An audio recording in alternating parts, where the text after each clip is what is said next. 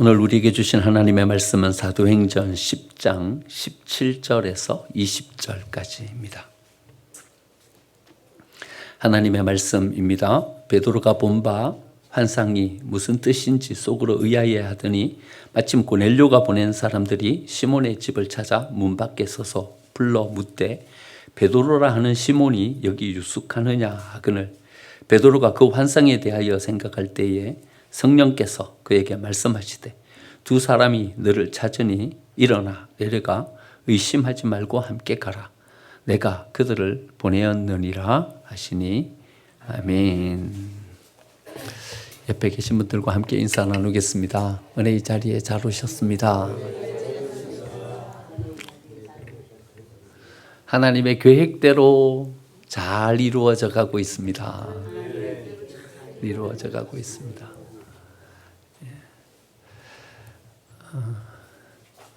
이렇게 되어지는 일들을 보면서 하나님은 정말 한치의 오차도 없으시다. 하나님은 모든 것을 계획하시고 그렇게 맞게 모든 일들을 이루어 가신다. 사실 다니엘 기도회를 계획한 것은 작년 연말 당회 때 저희들이 계획했거든요. 근데 다니엘 기도회를 통해서 그 다음 어떤 역사를 이루어 주실 줄은 몰랐어요. 그냥 다니엘 기도회 다른 데서 은혜를 많이 받고 있다. 기도의 응답이 크다. 또 우리는 외부 강사 초청하고 그러기가 좀 어렵고 그러니까 다양한 말씀들을 들어볼 수 있는 간증들을 들을 수 있는 기회가 될 것 같다 싶어서 했는데 하나님은 이렇게 기도로 준비하셔서 또 다른 계획을 가지고 우리를 이끌어 가고 계시는 것 같아요. 하나님의 계획은 참 오차가 없다. 모든 계획이 완벽하다. 그런 생각을 가집니다. 오늘 본문 말씀을 읽으면서도 그런 생각이 들지 않습니까? 하나님은요, 고넬료가 기도한 시간, 몇 시에 기도했는지, 몇 시에 환상 봤는지, 베드로가 기도한 시간, 다 기록해 놓고 있어요. 여러분, 고넬료는 몇 시에 기도했어요? 3절에 보면 나오죠? 제 9시 기도 시간에 기도했다. 그랬어요. 베드로는 몇 시에 기도합니까? 제 6시 기도 시간에 기도했다.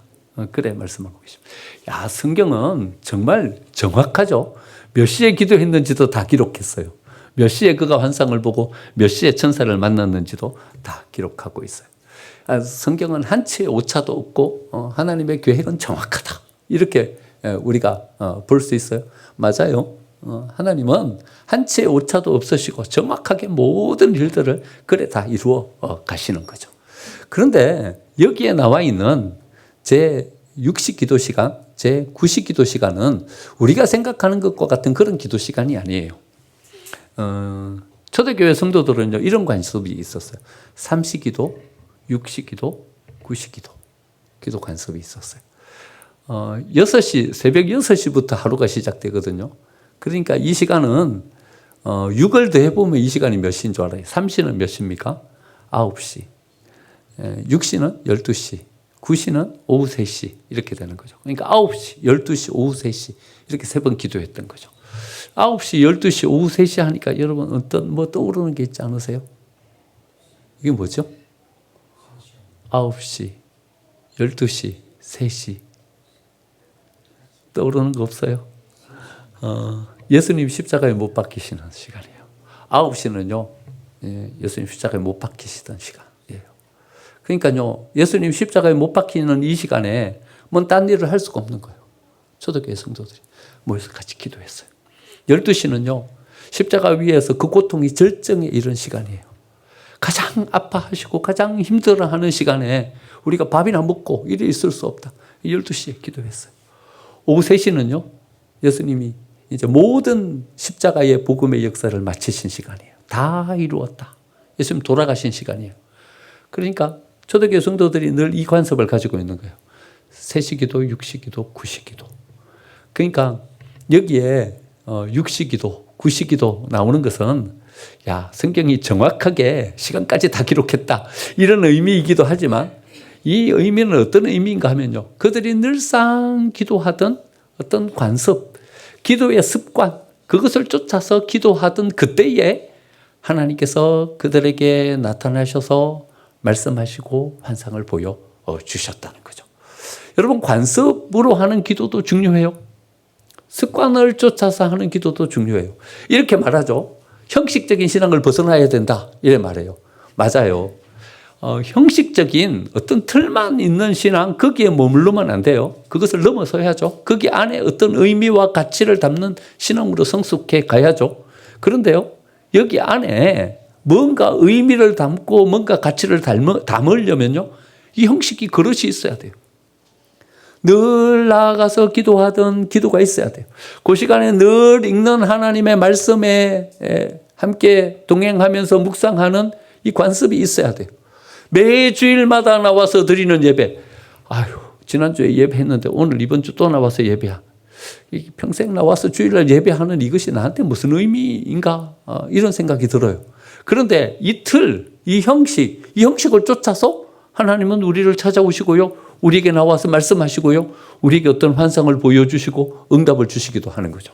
사도행전 3장에 보면 이런 얘기가 나오죠. 베드로와 요한이 성전으로 올라가다가 거기서 누굴 만나게 되냐 하면요, 태어날 때부터 한 번도 걸어본 적이 없는 장애인을 만나요. 그리고 그 장애인을 고쳐주죠. 나중에 뒤에 보면요, 이렇게 나와요. 그 장애인의 나이가 40여세나 되었다. 40년 동안 한 번도 걸어본 적이 없는 거예요. 태어날 때부터 장애인이었어요. 근데 그 장애인을 고쳐서 성경에 보니까 걸으면서 뛰면서 성전 안으로 들어가면서 하나님을 찬양하면서 나아갔다. 이래요. 여러분, 근데요, 거기에 우리가 여기에서 보는 또 하나의 단서가 나와요. 베드로와 요한이 뭘 쫓아서 기도하러 나갔냐 하면요, 제9시 기도 시간에 기도하러 올라가다가 이렇게 나온 거예요.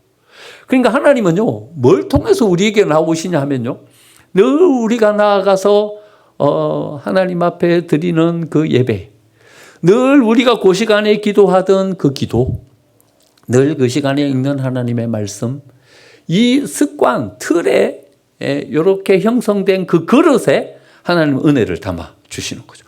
그러니까요, 그릇이 있어야 돼요. 그릇이 없으면 은혜를 담을 수가 없어요. 하나님이 은혜를 주셔도 우리 그걸 어디에 담아요?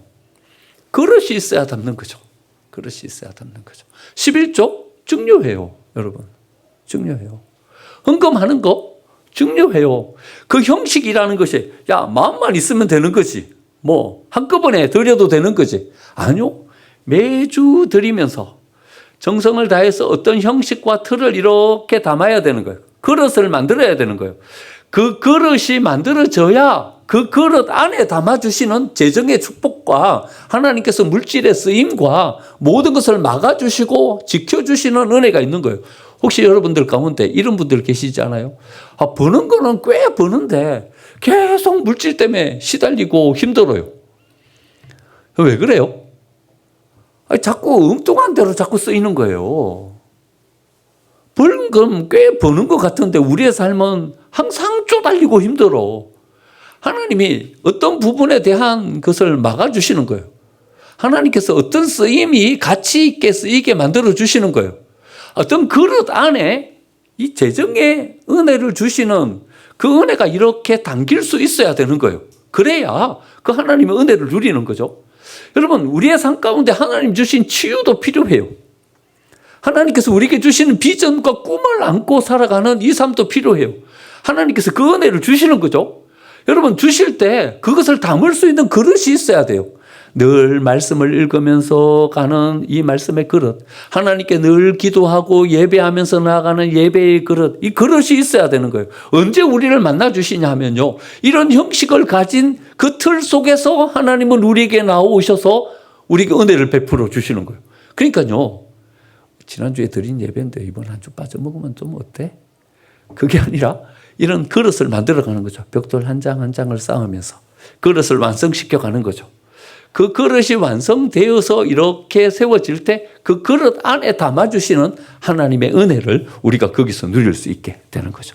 이 형식이 복된 이유는요, 그 형식을 통해서 하나님께서 고넬료를 만나주시는 것을 보면 알게 돼요. 4절 말씀에 고넬료를 만나서 이렇게 말씀하세요. 여러분 4절을 한번 보시죠. 내 기도와 구제가 하나님 앞에 상달되어 기억하신 바가 되었다. 고넬료는 오후 3시 되면 늘 기도하던 거였어요. 습관을 쫓아서 기도했어요. 그러니까 습관을 쫓아서 기도했으니까 그러면 어떨 때는 이런 날도 있지 않았겠습니까? 가서 내 차 졸다가 오는 날. 그런 날도 있었겠죠.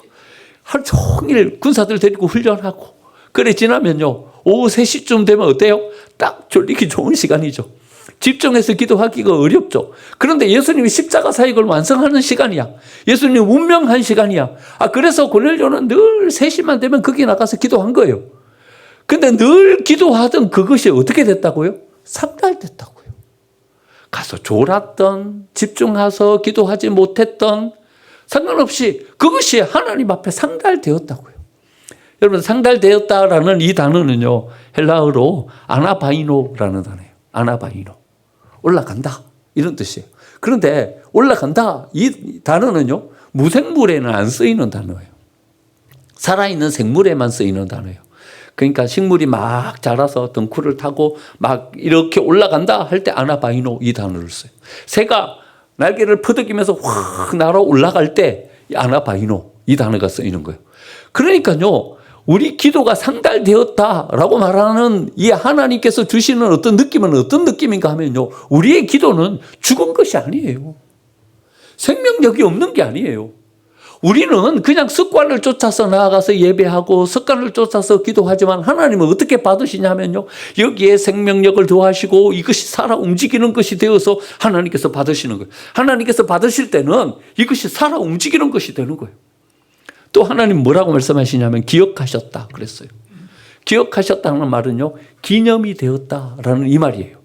기념이 되었다는 말은요, 하나님께서 그것을 통해서 뭘 만드시는 거예요. 만드시는데 그 만드시는 것이 뭐 어떤 표시가 되는, 기념이 될 만한 어떤 그런 사건으로 이것이 딱 세워지게 그렇게 해주시는 거죠. 우리는 습관을 쫓아서 해도, 우리는 여기에서 뭔 생명력 있는 역사가 일어날까 싶은 생각이 들어도 하나님은 그것을 생명력 있는 걸로 받으시고 또 그것이 어떤 역사와 어떤 기념이 될 만한 무언가로 이루어 주신다는 거죠. 오늘 본문이요, 그것을 보여주고 계셔요. 고넬료의 기도를 들으신 하나님은요, 누구에게 나타나셔서 누구의 생각을 바꿔주셔요? 베드로에게 나타나셔서 베드로의 생각을 바꿔주시는 거예요. 베드로가 이렇게 고백해요. 34절 뒤에 가서 한 장 넘기면 34절이 나와요. 34절, 35절 우리 이 말씀만 같이 한번 읽어볼까요? 시작. 베드로가 입을 열어 말하되 내가 참으로 하나님은 사람의 외모를 보지 아니하시고 각 나라 중 하나님을 경외하며 의를 행하는 사람은 다 받으시는 줄 깨달았도다. 고넬료가 습관적으로 기도하던 그 기도를 하나님은 받으시고 하나님은 은혜의 역사를 이루어 주시는 거예요. 어디로 나가셔서 역사를 이루어 주시는 거예요? 베드로의 생각을 바꾸시는 거예요. 그때 교회의 수장은 누구예요? 베드로예요. 베드로의 생각을 바꾸시고 지금 어떤 일을 이루고 계시는 거예요. 여러분, 그뿐만 아니라 초대교회 성도들의 생각도 바꿔주셔요. 그 옆에 보면 11장 18절도 같이 한번 읽어보겠습니다. 시작.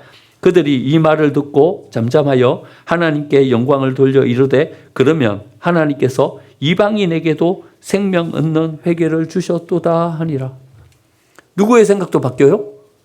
초대교회 성도들의 생각도 바뀌어요. 유대인들에게만 하나님께서 은혜를 베풀어 주시는 것이 아니라 이제는 이방인들에게도 구원을 얻을 수 있는 은혜가 임하는구나 알게 돼요. 누구의 기도를 통해서요? 습관적인 그 고넬료의 기도를 통해서요. 우리는 습관을 쫓아서 하지만 하나님은 그것을 생명력 있는 것으로 바꾸셔서 하나님의 일을 이루시는 은혜의 도구가 되게 하시는 거죠. 하나님은요, 이런 기도를 들으시고 고넬료에게 응답을 주시죠.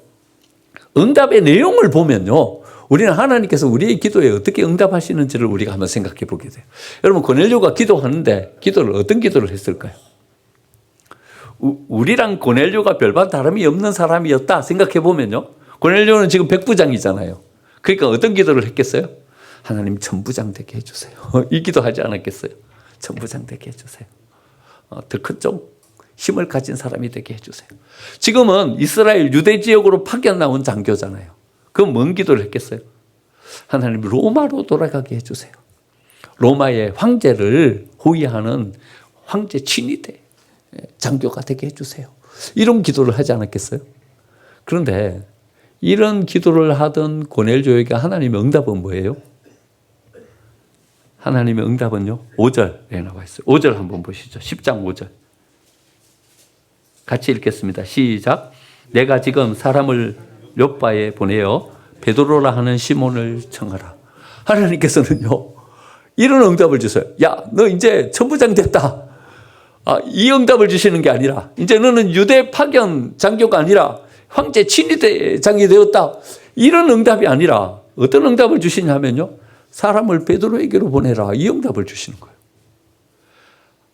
좀 약간 여러분 실망스럽지 않습니까? 우리가 기도하면 하나님께서 이런 응답을 팍팍 주셨으면 좋겠는데, 이런 응답을 안 주고 베드로에게 사람을 보내라는 이런 응답을 주시는 거예요. 그러면 하나님께서 우리에게 주시는 것은요, 이 세상에서는 얻을 수 없는, 이 세상 속에서 누릴 수 없는 것들을 우리에게 주시는 줄 믿습니다. 여러분, 백부장에서 더 진급해서 천부장 안 되면 어때요?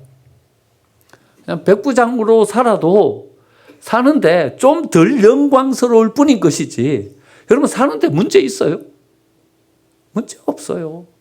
백부장으로 살면 어때요? 좀 덜 영광스러운 것뿐인 거죠. 또 열심히 여기서 살아가지고 성실하게 살아가지고 천부장 될 수도 있는 거죠. 여러분 로마로 안 가면 어때요? 유대에 살면 좀 불편할 뿐인 거죠. 좀 불편한 것뿐인 거죠. 그리고 또 열심히 살다가 보면 황제 친위병이 되어가지고 로마로 갈 수도 있는 거죠. 하나님이 안 주셔도 좀 불편하고 좀 덜 영광스러울 뿐인 것이지, 우리가 삶을 살아가는 데 있어서 별 문제 없어요. 그냥 살면 돼요. 좀 우리가 가지는 욕심, 욕구가 우리 속에 충족되지 않을 뿐인 거죠. 하지만 하나님이 고넬료에게 주고 계시는 것은요, 이 세상 사람들이 줄 수 없는 것을 주시는 거예요. 하나님이 고넬료를 통해서, 베드로를 통해서 고넬료에게 주시고자 하는 것은 이 세상에서의 삶뿐만 아니라 이제 구원받는 하나님의 백성으로 그를 세워가고자 하시는 거예요. 하나님이 그를 통해서 이제 하나님의 교회를 어떻게 세워갈지 하나님의 계획과 비전을 고넬료에게 주고 계시는 거예요. 고넬료가 이제는 로마로 돌아가면 구원받은 고넬료를 통해서 로마에 어떤 은혜의 역사가 일어나겠습니까? 이제 곧 베드로도 이 유대 지역을 떠나서 로마로 가겠죠. 거기서 고넬료와 베드로가 만나면 여러분 로마에 어떤 역사가 일어나겠습니까? 그리고 실제 이런 역사가 일어났죠. 거기에 교회가 세워졌고 로마에 세워진 그 교회를 통해서 이 복음이 세계로 전파되는 이런 은혜의 역사를 이루지 않습니까? 여러분 우리는 요만한 것을 꿈꾸고 기대하지만 하나님은 이만한 계획을 가지고 우리를 찾아오시는 줄 믿습니다. 우리는 단지 이 세상 가운데서 조금 편리함을 얻고 조금 영광을 얻기를 원하지만 우리가 기도하는 그 기도를 통해서 하나님은 우리를 이렇게 복되게 세계를 바꿀 수 있는 비전과 꿈을 가진 사람으로 우리를 세워주고 계시는 줄 믿습니다. 비전을 가지십시오. 꿈을 꾸십시오. 단지 이 세상 가운데서 조금 쓰임받는 사람으로 내 인생을 마치는 것, 여기에 멈추어 서지 마시고 하나님께서 우리에게 허락해 주실 더 큰 은혜를, 더 큰 비전을 꿈꾸며 나아가는 우리 생명샘의 가족들이 되시기를 축원드립니다. 하나님께서 우리에게 허락해 주신 이 은혜의 삶을 찬찬히 살펴보면요, 큰 두 번째로 우리는 뭘 깨닫게 되냐 하면요, 하나님이 주권적인 은혜의 역사로 우리에게 나오셔서 일하고 계신다, 이걸 발견하게 됩니다. 여러분, 이 고넬료가 열심히 기도하는 이 기도를 통해서 하나님은요 또 다른 계획을 가지고 고넬료의 인생을 이렇게 계획하고 계시죠. 또 고넬료가 기도하는 그 기도에서 멈추지 않고 베드로에게 하나님께서 은혜를 주셔서 베드로가 환상을 보고 하면서 베드로의 생각이 바뀌게 되지 않습니까? 또 하나님께서는 초대교회 모든 성도들의 어떤 마음을 바꾸어서 이제는 복음이 유대인에게만 머무는 복음이 아니라 하나님의 더 큰 은혜의 역사를 가지고 세계로 나아가는 복음으로 만들 계획을 가지고 계셔요. 보니까는요, 하나님께서 앞에서 지휘하고 계셔요. 이 전체적인 본문을 보면 하나님께서 앞에서 지휘하고 계셔요. 마치 오케스트라의 지휘자처럼요. 거기 안에 있는 사람은 바이올린만 켜고 어떤 사람은 플룻만 불고 어떤 사람은 팀파니만 치지만 앞에서 지휘하시는 그 지휘자는요, 모든 것들을 조화롭게 만들어서 멋진 음악을 만들어내는 거예요. 하나의 작품을 완성시켜 가는 거예요. 오늘 본문을 보면요, 하나님께서 앞에서 지휘하고 계시는 거예요. 하나님께서 어떤 주권을 가지고 이렇게 이끌어가고 계시는 거예요. 고넬료는 거기에서 자기 기도만 한 것뿐이에요. 로마 사람이에요. 그런데 로마 사람인 고넬료를 통해서 하나님은 한 퍼즐을 딱 만드시고, 또 베드로는 요바에서 지금 여기에 당면한 어떤 복음의 사역 그걸 이루고 있을 뿐이에요. 그런데 하나님은 다시 베드로를 딱 지목하셔서 그의 생각을 바꾸시고 한 퍼즐을 만드시고, 그리고 이 퍼즐을 통해서 이 복음이 로마에서 어떻게 세워지게 될지 그 역사를 이렇게 한 작품으로 만들고 계시는 거죠. 그러니까요, 우리가 기도하면서 나아가면 하나님은 이 모든 기도를 다 받으시고 난 다음에 하나님의 어떤 주권적인 역사로 우리의 삶을 이렇게 형성해 가는 거죠. 하나님은요, 이 지휘자가 되셔서 앞에서 이끌어 가시면서 우리에게 생명을 주시고 우리에게 복과 은혜를 주시려고 하는 거예요. 그리고는 이 세계를 바꾸어서 이 세계의 모든 민족이 복음을 통해서 구원을 얻는 역사를 만들어 가시는 거죠. 그런데 여러분, 주목할 게 하나 있어요. 뭐냐 하면요, 베드로가 직면한 어려움이에요. 베드로가요, 고넬료의 집에 갔어요. 고넬료의 집에 가갖고 복음을 전했는데 성령이 임하는 거예요. 그들이 감동을 받고 하나님의 영에 감동된 사람으로 서는 거예요. 그리고는 그 사람들에게 세례를 주고 거기서 며칠 묵네요. 밥까지 먹었어요. 그리고는 교회로 돌아왔어요. 돌아오니까 교회가 난리가 난 거예요. 아니, 교회의 수장인 베드로가 유대의 율법을 깨고 이방인의 집에 들어갔을 뿐만 아니라 그들과 함께 밥을 먹고 잠까지 자고 왔네요. 유대인들의 어떤 관습으로서는 받아들일 수 없는 어떤 이 유대의 관습을 깨고 온 거예요. 베드로는요, 어떤 어려움에 직면했냐 하면요, 모든 성도들이 자기를 비난하고 책망하는 어떤 어려움에 직면하게 된 거예요. 여러분, 하나님께서 세워가려고 하는 역사는 뭐예요? 생명이에요. 이 모든 사람들에게 복을 주는 거예요. 이 구원의 역사가 유대에게만 국한되지 않고 세계의 역사를 향해서 나아가려고 하는 거예요. 근데 베드로가 직면하고 있는 문제는 뭐예요? 사람들이 자기를 비난하는 거예요. 자기를 어렵게 만드는 거예요. 베드로가 뭘 봐야 하냐면요, 이걸 봐야 되는 거죠. 하나님께서 우리에게 주시려고 하는 게 뭐냐? 하나님께서 우리에게 주시려고 하는 게 뭐냐? 여러분, 하나님께서 우리에게 주시려고 하는 게 비난이고 책망이고 어려움이고 자기는 형편없는 사람으로 전락해버리고 이런 겁니까? 아니요. 하나님이 주권을 가지고 뭔가를 이루어 가시려고 한다면 그 하나님의 역사는 생명이고 축복이고 은혜인 거예요. 이 믿음을 가지고 나아가야 되는 것이죠. 저도 여러분들한테 고백할 게 하나 있어요. 목요일 저녁에 전한길 강사가 여러분들에게 고백한 고백과 비슷해요.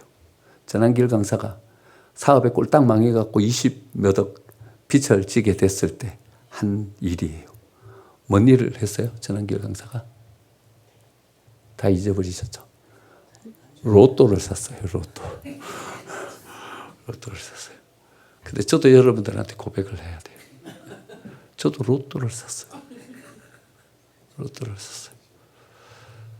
교회 이전을 생각하고 하니까 제 마음 가운데 너무나 부담이 되는 거예요. 이게 10년을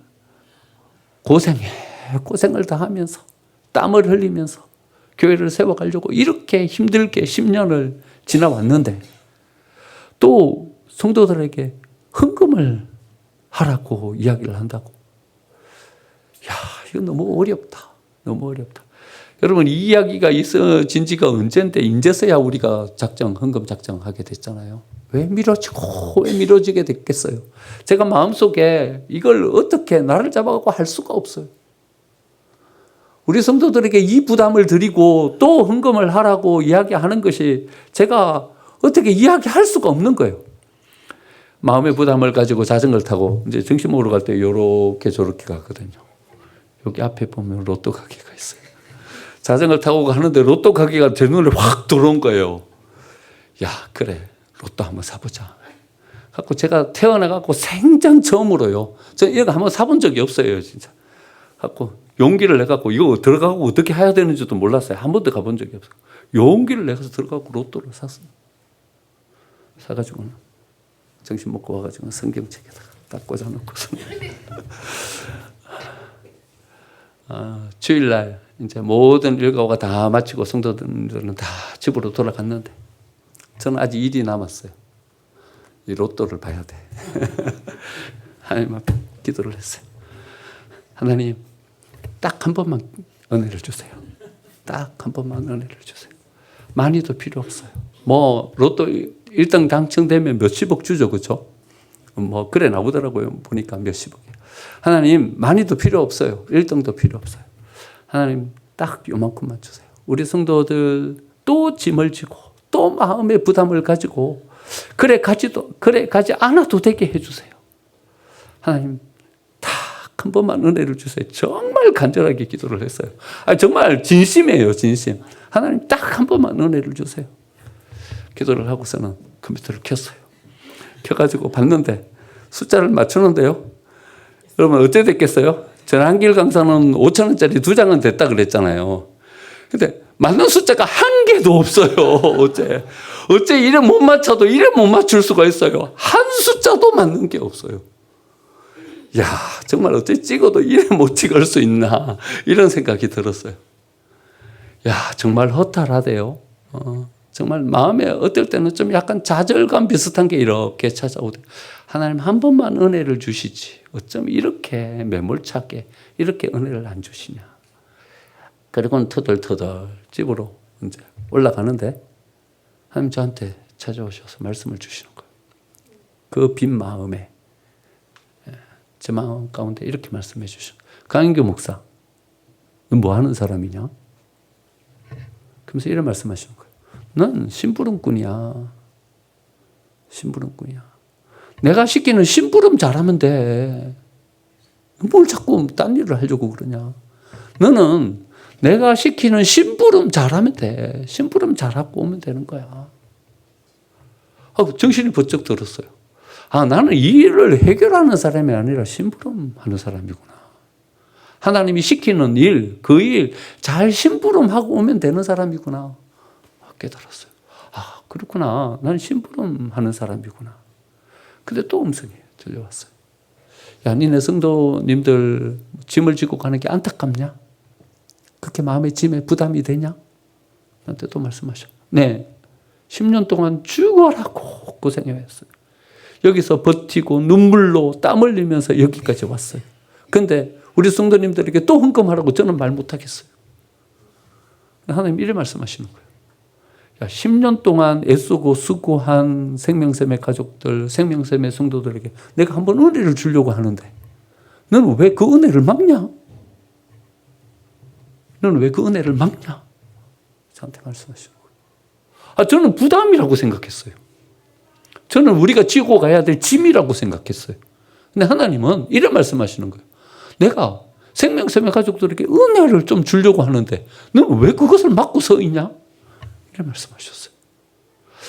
이게 짐이 아니라 하나님 우리에게 허락해 주시는 은혜구나. 그것을 제가 알게 됐어요. 여러분, 하나님께서 우리에게 은혜를 주고 계시는 줄 믿으십니까? 베드로는 지금 어디에 직면해 있냐면요, 모든 성도들의 비난에 직면해 있어요. 고넬료의 집에 갔다가 거기서 세례 주고 그 사람에게 복음을 전한 이 일이 성도들에게 알려져서 그는 공궁에 처하게 됐어요. 어때? 교회의 수장이 돼가지고 이 유대 율법을 깨고 그 이방인의 집에 들어가가지고 같이 식사를 하고 왔냐? 직면한 것은 비난이었어요. 하지만 하나님의 역사는 뭐예요? 지금 교회를 세워가고 계시는 거예요. 로마에 교회를 세우고 이 복음이 세계적인 복음이 되도록 모든 생명을 살려내는 은혜의 역사가 되도록 지금 일을 이루어가고 계시는 거예요. 여러분, 이 말씀을 묵상하는데 우리가 직면하고 있는 이 상황과 어쩜 이렇게 똑같아요? 우리에게는 짐이에요. 우리에게는 부담처럼 느껴져요. 어쩌면 공궁에 처한 성도가 계신지도 모르겠어요. 하지만 우리의 눈을 더 크게 열고 하나님의 주권의 역사로 하나님께서 지금 뭔가 일을 이루고 계신다는 그 눈으로 바라보면 하나님께서 지금 우리 속에 일하고 계시는 줄 믿습니다. 뭔가 일이 이루어졌다면요, 거기에는 뭔가 손이 온 거예요. 잠깐 나갔다 왔는데 목회실이 깨끗하게 정돈되어 있어요. 누군가 다녀간 거죠. 누군가 청소를 하고 가신 거죠. 여러분, 아무 힘이 작용되지 않았는데 뭔 일이 이루어지진 않아요. 뭔 일이 이루어지고 있고 거기에서 뭔가 일이 세워지고 있다면 누군가 거기서 일하고 계신 거예요. 여러분, 합병이라는 이 일이 우리는 꿈이라도 꾸었습니까? 저도 생각지도 못했어요. 그런데 이 일이 이루어졌어요. 뭐예요? 하나님이 일하고 계시는 거예요. 하나님의 주권적인 역사가 여기 있는 거예요. 그렇다면 뭐예요? 이건 하나님께서 우리에게 은혜를 주고 계시는 것이고 생명의 역사를 이루어가고 계시는 거예요. 우리가 직면하고 있는 것이 부담이고 우리가 직면하고 있는 것이 어려움일지라도 우리는 뭘 봐야 되냐 하면 하나님께서 은혜의 역사를 이루고 계신다는 것을 우리는 바라보고 가야 하는 거죠. 믿음으로 순종하면서 나아가면 하나님께서 그 은혜의 역사를 우리의 삶 가운데 주실 줄 믿습니다. 여러분, 해녀들에게는 두 가지 숨이 있대요. 하나는 순비이고요, 하나는 물숨이래요. 순비는요, 잠수해 갖고 들어가면요, 한참 물속에서 잠수하다 보면 숨이 이만큼 차오르는데요. 차오르면요, 이제는 더 이상 거기 있으면 안 되는 거죠. 물 위로 올라와 가지고 숨을 쉬는 거예요. 푸 내쉬면서 숨을 다시 들어 마시고 숨을 쉬는 거예요. 그게 순비래요. 순비. 이 순비가 있어야 해녀는 또 잠수해서 들어가서 뭔가를 이룰 수 있는 거죠. 그런데요, 가끔 해녀들이 물숨을 쉰대요. 노련한 해녀들은 물숨이 없어요. 근데 초보 해녀들이 물숨을 쉬는 거예요. 딱 들어가서 이렇게 저렇게 이제 숨이 이만큼 차올라서 올라가야 되는데 저기 옆에 전복이 이만한 게 있는 거야. 그러면요, 그 전복을 가지고 가려고 거기 더 물어다가 이제는 더 참을 수 없어갖고 물을 들이키는 거예요. 그게 물숨이에요. 근데 그 바닷물이 어디로 들어가냐면 폐로 들어가는 거예요. 폐로 들어가서 올라오고 나면 다시는 못 들어가요. 못 들어가고 병이 오는 거예요. 왜냐하면 짠 바닷물이 우리 폐로 들어가거나 그걸 먹기 때문에. 심각한 경우에는 목숨을 잃기도 한다는 거예요. 노련한 해녀가 되는 것은요, 이것을 거역하지 않는 거예요. 거기에 순리에 순종하면서 가는 거예요. 하나님이 우리 속에 오셔서 주권적인 역사로 이것을 이루고 계신다면 우리는 그것을 거역하는 것이 아니라 그것에 발맞추어서 가면 되는 거예요. 발맞춰서 가다 보면 우리는 노련한 하나님의 일꾼이 되어서 이제는 하나님의 역사를 이루는 사람으로 거기에 세워질 수 있게 되는 거죠. 세상은 우리에게 이렇게 이야기해요. 야, 언제 네가 성공해봤냐? 계속 실패지. 또 실패할 거야. 이것을 통해서 뭔 성공을 이룰 수 있겠니? 너는 혼자야. 누가 널 도와주니? 너 스스로 너의 삶을 지켜가야지. 너가 이거 놓으면 너는 네 인생을 세울 수도 없어. 세상은 우리에게 이렇게 말해요. 그런데 하나님은 우리가 믿음의 눈을 뜨고서 보면 이렇게 이야기하셔요. 40년 동안 안전벨기로 거기 앉아 있었지 않았냐? 이제는 일어설 때 아니냐? 예수 그리스도 이름으로 명하노니 일어나 걸어라. 우리에게 이렇게 말씀하시는 거예요. 여러분, 하나님께서 우리에게 나오셔서 말씀하시는 것이 또 다른 어떤 실패를 주시겠습니까? 또 다른 어떤 공공 속으로 우리를 몰아넣으시겠습니까? 이제 우리는 40년 동안의 이 안전뱅이의 삶을 끝내고 이제는 걷고 뛰면서 성전으로 나아가서 하나님을 찬양할 수 있는 그 기회를 우리에게 주고 계시는 거죠. 이제는 그 믿음으로 그것을 붙잡고 일어서면 이제는 이 과거의 삶을 청산하고 이제는 하나님 앞에 걷고 뛰면서 나아가는 하나님의 사람으로 세워지게 될 줄 믿습니다. 하나님의 주권적인 손이 우리 속에서 역사됨을 믿고 믿음으로 그것을 붙잡고 하나님이 주신 은혜를 누리는 저와 여러분이 되시기를 간절히 축원드립니다. 아멘.